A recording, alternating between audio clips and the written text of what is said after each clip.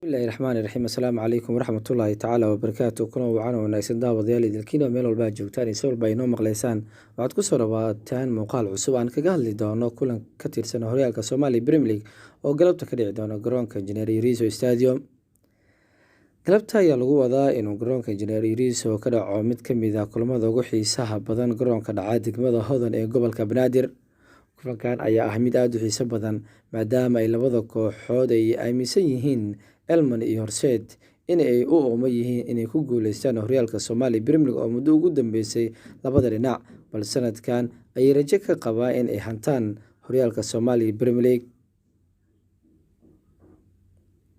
labada kooxood Horseed iyo Elman waxa ay dheeli doonaan ciyaar isla xisaabtan ah maadaama ay isku dhibco yihiin labada dhinac, wuxuuna kulanka noqon doonaa mid xiisihiisa wata.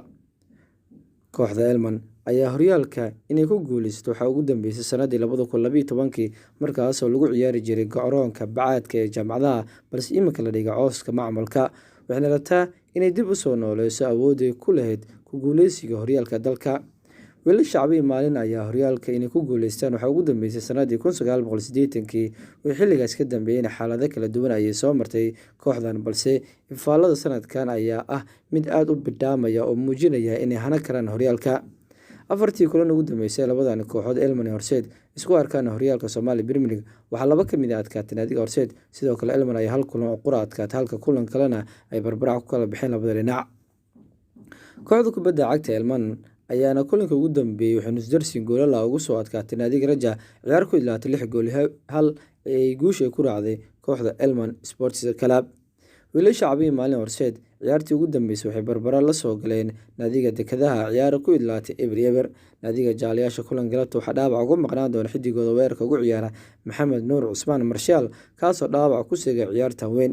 kooxda Horseed dhammaan xidigeeda waa u taam waxayna diyaar u yihiin in la dagaalamaan jaalayaasha Elman.